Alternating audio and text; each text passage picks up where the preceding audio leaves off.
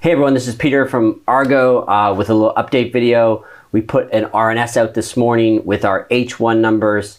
Also, we have an update on our relationship with ePIC and an order we have with them for some machines. And I'm going to talk a little bit about a report that came out this morning and a couple things that I wanted to address, the company wanted to address that were mentioned in the report. So the H1 numbers, it's great news. H1 numbers, the first half of this year has obviously been an incredible year for us. Our revenues increased by 180% to 31.1 million, which is up from H1, the first half of 2020. There were 11 million, so a really significant jump of about 20 million pounds in terms of our revenue for the first half of this year. EBITDA increased by 332% to 16 million. Again, that's up from last year. It was 3.7 million for last year. Our mining margin, if you've been following the company closely, our mining margin has been really solid for the entire first half of the year, and it finished at about 81% for the first half of the year. So that's really a great number. Last year, it was 39% for the first half of the year. You'll remember there was the COVID crash in March. There was the halving. So margins were tighter in 2020. This year, it's almost double what it was for the first half of last year.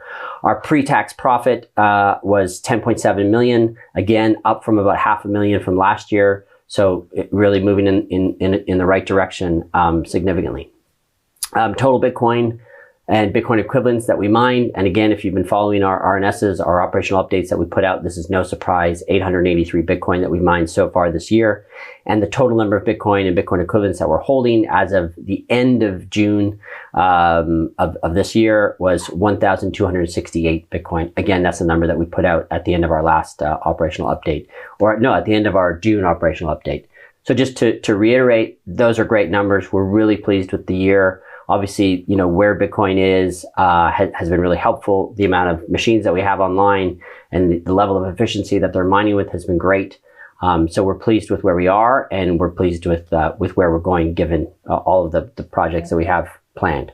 The second thing I wanted to talk about this morning is the update to the ePIC relationship that we put out in the RNS. That came out this morning. So I think, as many of you know, ePIC is an innovative ASIC manufacturer based in Canada. We have a close relationship with them. Our technology teams are working on various R&D, collaboration around new machines. We signed a deal with them in the spring for machines to be delivered in the fourth quarter of this year, and early in 2022, we had some optionality on more machines. We've decided, as we noted in the RNS, we've decided to cancel that order and put it towards other machines that they're going to be developing. And so we've taken the 5 million that we've paid so far for those machines and put it towards other machines. So we're happy with that. It's as I said, we have a close relationship with the folks at ePIC. Henry Kwan, I've done a Twitter Q&A with him, and Henry's working on some interesting projects. This is the nature of technology, is sometimes things are shifting, especially in kind of the new technology world. And so we have to be nimble. And so we've been nimble. We've taken that deposit, put it towards other machines. The good news is there's still lots of availability for machines for Texas. The kind of supply constraints that we saw in the first quarter and the early second quarter of this year are no longer around in terms of access to ASIC machines. And that's because of what's happened in China, with the hash power moving out of China to other locales. A lot of machines are now more available than they were before. And so the hash power, the price per terahash has gone from around $100 to around $50 or lower. It continues to drop. So it's actually a good thing that we've waited to decide which machines we're going to fill Texas with. And there's no issue right now with the supply chain for machines. And lots of options are available. Okay, lastly, I wanted to mention that there was a report that came out this morning. Some of you might have seen it, that laid out a couple criticisms towards Argo. I wanted to address those just for the record. So the first is having to do with the Texas deal, with the DPN transaction. And there's two main criticisms in the report about this transaction.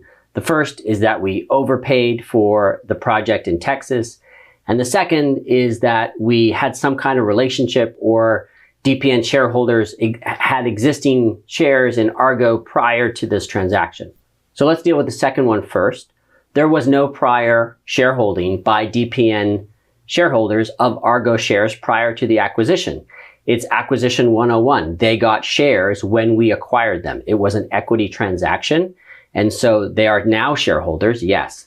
And I can state for the record that the DPN shareholders who are now Argo shareholders are only Argo shareholders because we acquired them. On the question of price, we feel like it was a good deal for the project in Texas because it wasn't just a land acquisition, it was a project acquisition. I'm going to lay out some of what that means in terms of what kind of legwork had been done ahead of time by the DPN team. There was a load study that was done. There was early stages of an interconnection agreement. There was geotech and surveying work that was done. There was municipal and environmental planning that was done. There was substation and engineering design that was done.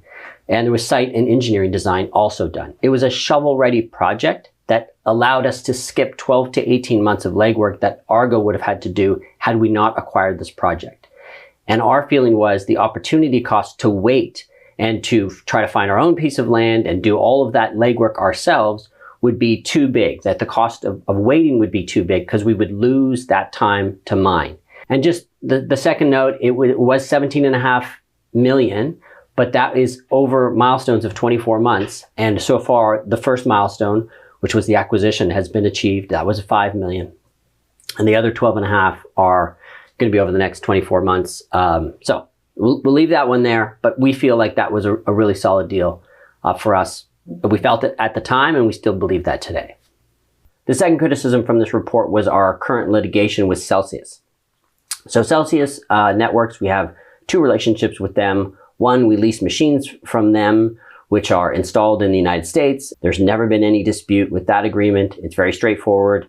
On the other hand, we also have a mining management agreement with them where we manage machines that Celsius purchased and that they purchased through a connection that we made for them. And shortly after that arrangement started, the price of Bitcoin took off and it became a very good deal for us. It was a profit sharing agreement, became a very profitable deal for us. And Celsius tried to cancel it. They came to us and said, oh, this is not working out. We'd like to cancel. And we said, no, thanks. No, thank you. We want to continue this deal. It's a good deal for us. We don't want to cancel it. And so we tried to settle. We had negotiations, and we weren't able to achieve what we thought was a fair deal for Argo. So we chose to litigate. It's obviously, never our first choice, but we chose to litigate because we wanted to stand up for the company's rights on an agreement that we signed with Celsius that we felt was a fair agreement. So just to be clear, this Celsius litigation does not in any way affect our mining capacity or our viability. That should be absolutely crystal clear. And that's it. I'm happy where we are, and I'm happy the direction we're going in. And Texas is key for us. So that's really our focus right now, is building out Texas in an efficient way, in a cost-efficient way, in an intelligent way. We're around for the long term, and those of you that are our shareholders and that are behind us, thank you for your support, and onwards and upwards.